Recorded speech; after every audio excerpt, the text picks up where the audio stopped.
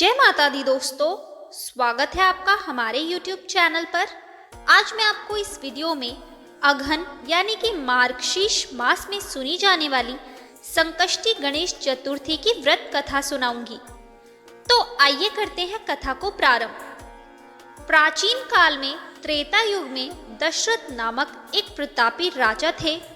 वे राजा आखेट यानी कि शिकार करने के बड़े प्रिय थे।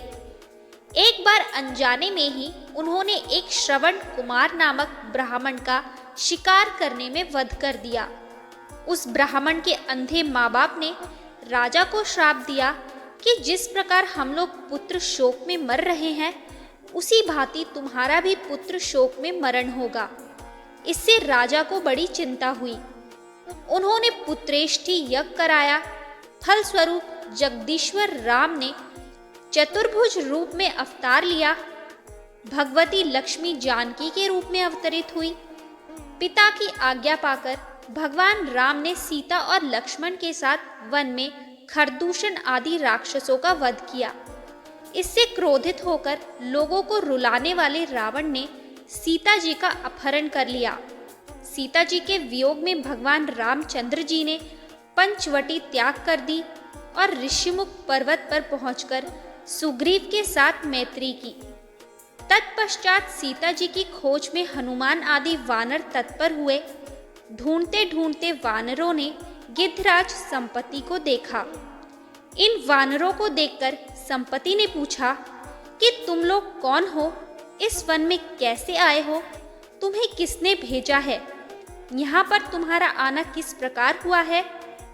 संपत्ति की बात सुनकर वानरों ने उत्तर दिया कि भगवान विष्णु के अवतार दशरथ नंदन राम जी, सीता जी और लक्ष्मण जी के साथ दंडक वन में आए हैं। वहां पर उनकी पत्नी सीता जी का अपहरण कर लिया गया है। हे मित्र, इस बात को हम लोग नहीं जानते हैं कि सीता कहाँ हैं और हम लोग सीता जी का पता लगाने आए हैं। उनकी बात सुनकर संपत्ति ने कहा कि तुम लोग सब रामचंद्र जी के सेवक होने के नाते हमारे मित्र हो।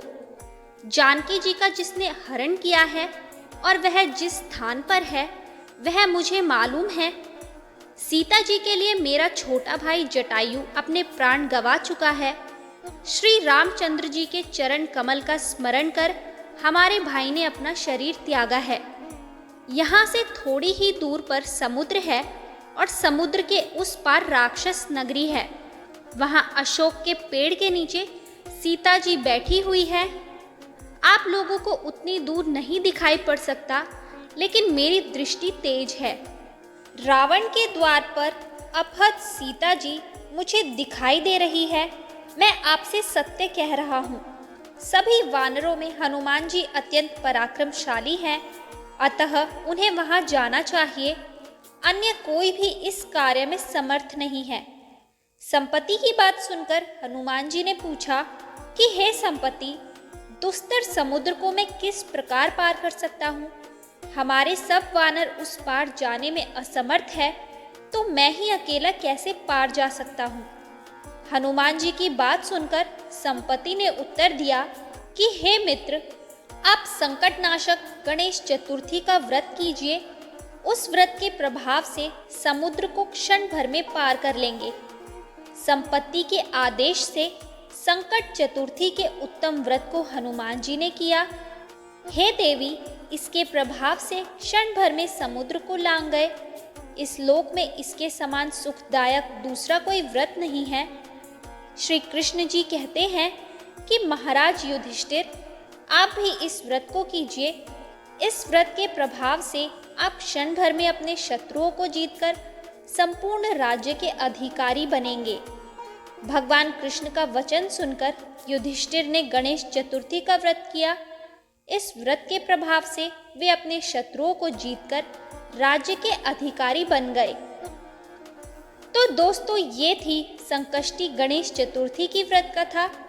आपको ये कथा कैसी लगी हमें कमेंट करके ज़रूर बताएं। अच्छी लगी हो तो हमारे चैनल को सब्सक्राइब करें और शेयर करना ना भूलें।